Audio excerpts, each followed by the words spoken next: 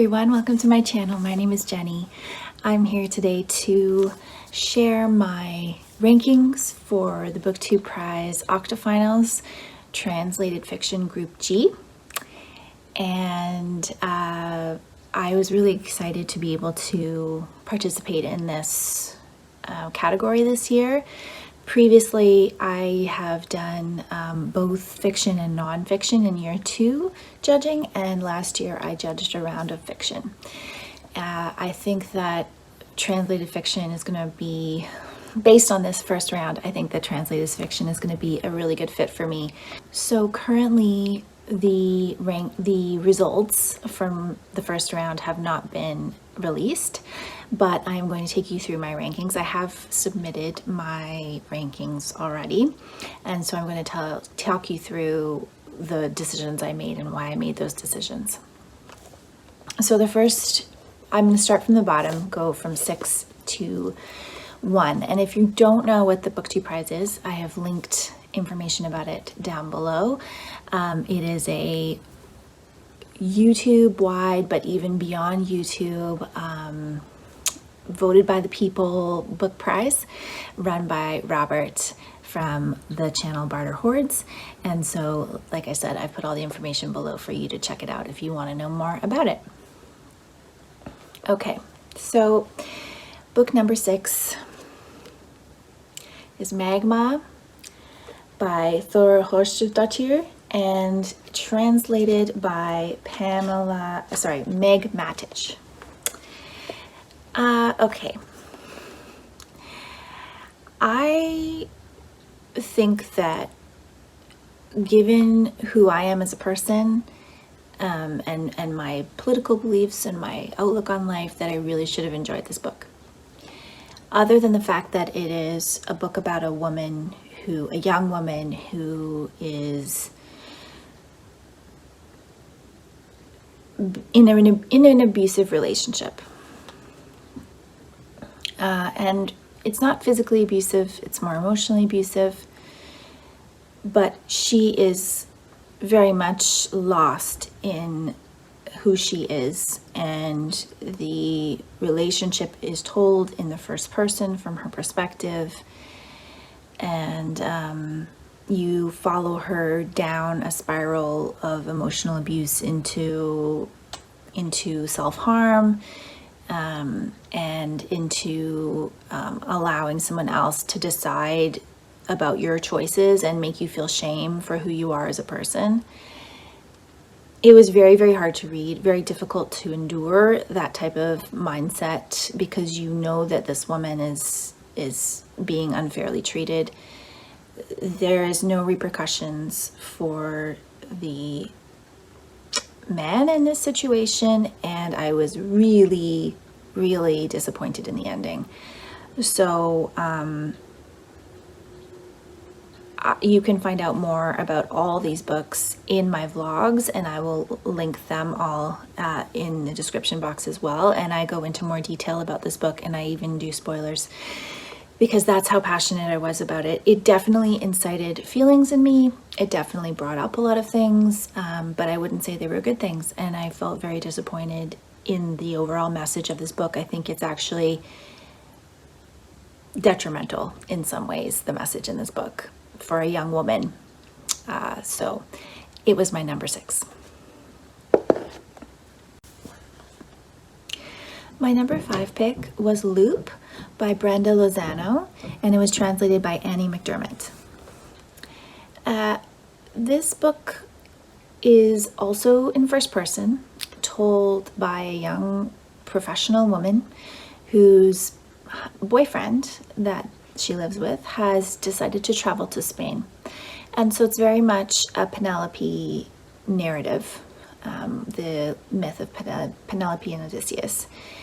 But it's told in a modern style, and there's a lot of stream of consciousness. There's a lot of like little non-fiction facts thrown in. And you're basically going through her period of longing. The period waxes and wanes. She still does a lot with her life. She still goes out, she still parties, she still encounters people. So there's kind of this desperation to some of the little vignettes, and then there's also some that are very much about other things. I found one aspect of the book problematic, and that is a reference to a dwarf who lives in her neighborhood, and the use of that word, and whether or not that was the appropriate word, and how that word is then associated with the, you know, the character of a dwarf in Snow White and the Seven Dwarfs, or in different mythology. And so I felt like that wasn't handled very well, and I don't know if that was an issue with the original or the translation. I enjoyed some parts of it. There were some references to birds because the author or the narrator is very engaged with birds, so I found that interesting. And the whole idea of looping was very interesting because it kind of moved back and forth, and there was a lot of repetition and revisiting the ideas, which was great on one hand, but also it did get too repetitious. It did get kind of boring because you were just reading the same ideas. So overall, I thought there were some interesting parts of the book, but the whole theme didn't really appeal to me, and I wasn't very engaged. So that's why Loop fell in the number 5 spot. Number 4, I put How to Order the Universe by Maria Jose Ferrada, which was translated by Elizabeth Bryer. So this is also a first-person narrative told from a precocious young girl's perspective. Her father is a traveling salesman in the Pinochet area, Chile, and she has a kind of strained relationship with her mother, which we later understand where that comes from, but the mother is very much an unsympathetic character in the story. You're very much, you know, sided with the father, and there's this division in the family, even though the parents are still married for most of it. And there's a lot of kind of, you know, precocious philosophical observations of how the world works based on this young girl's perceptions of having her father counseling her and telling her about the world. And you only really see shadows and backdrop of the disappeared, so you're kind of exposed to the idea of the disappeared, but in a very removed way. I guess you're supposed to be experiencing it as a child would, so you're supposed to be the disappeared in these books are referred to as ghosts, and you're supposed to kind of understand that there's this undertone of hostility, but you're still in this precocious area where the little girl is caring more about her own personal freedom, her own personal gain, and being with her father as much as possible. So yeah, it was fine. I didn't really love it. I thought it was cleverly put together. There were some, yeah, the best word I can use to describe this is precocious. And it kind of just left me in that state. So number 3, I put Strange Beasts of China by Yan Ge, and it was translated by Jeremy Tiang. I'm just going to double check that that's correct. Yes, Jeremy Tiang. This was a wonderful experience. I've never read a book like this before. It has a very unique way of looking at the world. You are taken through each chapter and you're introduced to a different type of beast. So this is a parallel world, I would say, a world where beasts exist, and these are kind of mostly beings that are human in many ways, but have these different adaptations. So things like gills, or different colored skin with scales, or bigger eyes. They dwell in like different conditions. They have different mating rituals. They have different aptitudes and diets and things like that. So each chapter is a different beast, and so the narrator's encounters with those beasts, because the narrator is a writer who basically has created a career around writing about the beasts. And you also kind of follow some drama within her life, within her family, within her friends. Her former professor from the university where she was studying zoology, which is really the study of these beasts, and how she was started off that way and then became a writer. So there's a lot going on. It is very atmospheric. It has a lot of kind of disturbing and in some cases violent imagery, and it's also, I would say it's kind of a thriller, because it's got some elements of horror, some elements of suspense and fear thrown in there.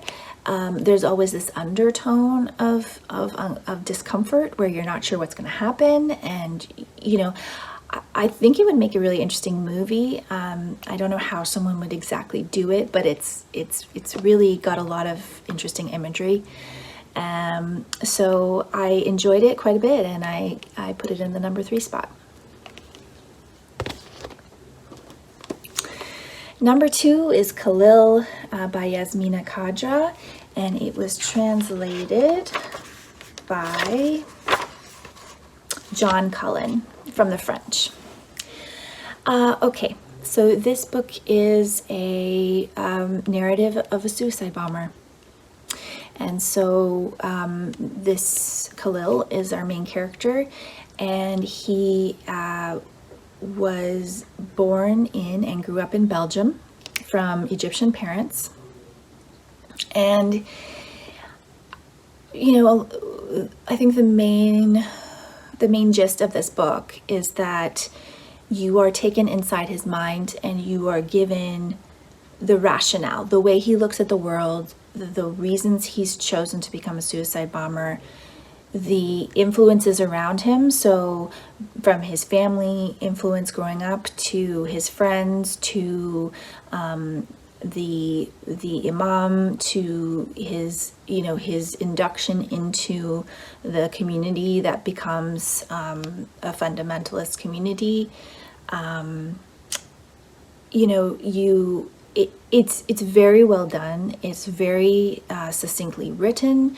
There's nothing extra in here that doesn't need to be here. You don't agree with him necessarily, but you are brought along in the story, and you're shown what his worldview is and why it is the way it is. And I think that was all done very, very well. It's right until the end, you are wondering what's going to happen, and you are hoping that something better is going to happen. So it really does pull you in. I think in a lot of ways it's got a quick pace. You can get through the chapters quite quickly because you are kind of pulled through on this propulsion of wanting to know what's going to happen. So I think it was very well written, and I think you can tell that Yasmina Khadra is a seasoned writer. He has written many novels, 4, 5, 6, 7 of which have been published, or 8 with this one have been published in English. So I don't know if I would read more of his work necessarily, because his writing style is a bit sparse for me. It's a bit, it lacks a kind of eloquent or like poeticness to the style, which I really like. And I kind of compare in a way his writing to Mohsin Hamid. Again, I talk about that a bit more in my vlog about this book. Yeah, I mean, I wouldn't say never to rereading his book, but his other books, but I don't think I would necessarily search them out based on this, but I did really enjoy this, and I thought it was very solid and worthy and good read, because I think I love books that help you understand a perspective that is opposite to your own, or like so far away from your own perspective, and I think this book does that really well.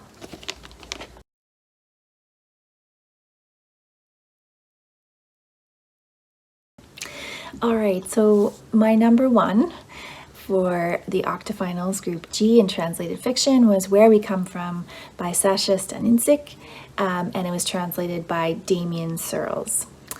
So again, this book was like nothing I've ever read before.